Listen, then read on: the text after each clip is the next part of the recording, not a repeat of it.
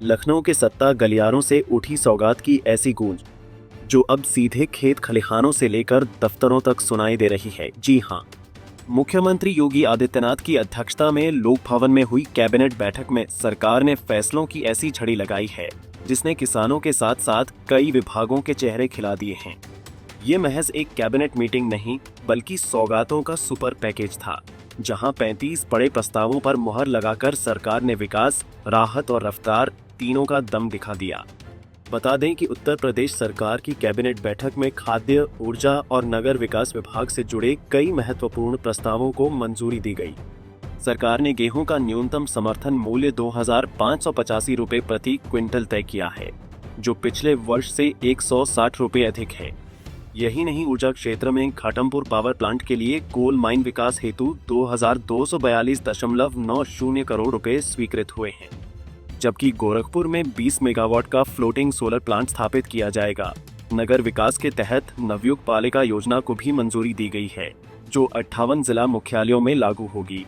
इसके साथ आपको ग्राफिक्स के माध्यम से ये भी बता दें कि परंपरागत ऊर्जा में घाटमपुर पावर प्लांट में 660 मेगावाट की 3 यूनिट लगाने का प्रावधान था। 2 यूनिट प्रारंभ हो चुकी है, तीसरी जल्द शुरू होने वाली है। इस प्लांट के लिए 2016 में भारत सरकार द्वारा झारखंड के दुमका में पछवाड़ा कोल माइन अलॉट किया गया था। इस कोल माइन के विकास के खर्च के लिए 2,242.90 करोड़ रुपए राशि को कैबिनेट द्वारा मंजूरी की गई है। अयोध्या के बाद गोरखपुर शहर को सोलर सिटी के रूप में विकसित करने हेतु चिलवाताल में 20 मेगावाट क्षमता का फ्लोटिंग सोलर प्लांट लगाने के लिए मंत्रिपरिषद द्वारा मंजूरी मिली है। गोरखपुर के फ्लोटिंग सोलर प्लांट को कोल इंडिया लिमिटेड द्वारा स्थापित किया जाएगा। जिला मुख्यालय के नगर पालिकाओं को स्मार्ट बनाने हेतु बजट में उल्लेखित नवयुग पालिका योजना के प्रस्ताव को मंत्रिपरिषद की मंजूरी मिली है, जिसमें प्रदेश के 75 जनपदों में 17 नगर निगम है को छोड़कर समस्त 58 जिला मुख्यालय में ये योजना लागू होगी। उत्तर प्रदेश निजी बिजनेस पार्क विकास योजना 2025 प्रस्ताव को मंत्रिपरिषद द्वारा मंजूरी मिली है।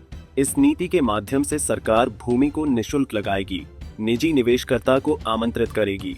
45 वर्ष में भूमि की कीमत वसूल की जाएगी। जनपद संभल में integrated manufacturing and logistic centre की स्थापना हेतु प्रस्ताव को मंत्रिपरिषद की मंजूरी मिली और परियोजना गंगा एक्सप्रेसवे किनारे संभल पॉकेट में अवस्थापना विकास हेतु 242 रुपए 42 पैसे करोड़ की मंजूरी मिली है।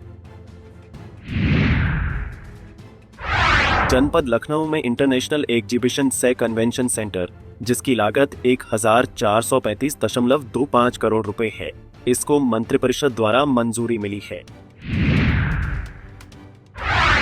लखनऊ के वृंदावन योजना के सेक्टर 15 में 10,000 व्यक्तियों के क्षमता के सेंटर का निर्माण ईपीसी मोड में कराया जाएगा। कन्वेंशन सेंटर में 10,000 व्यक्तियों की क्षमता का कन्वेंशन हॉल, 2,500 व्यक्ति क्षमता का ऑडिटोरियम होगा। यानी ये साफ है कि सरकार ने एक ही बैठक में गांव से लेकर शहर तक, खेती से लेकर इंडस्ट्री तक और बिजली से लेकर बुनियादी ढांचे तक हर सेक्टर को साधने की कोशिश की है।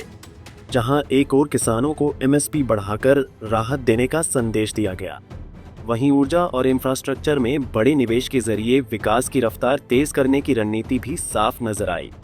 फिलहाल इस सुपर कैबिनेट पैकेज से सरकार ने ये दिखाने की कोशिश जरूर की है कि वो चुनावी वादों से आगे बढ़कर जमीनी फैसलों पर काम कर रही है। अब देखना ये होगा कि इन घोषणाओं का असर जमीन पर कितनी तेजी से दिखाई देता है।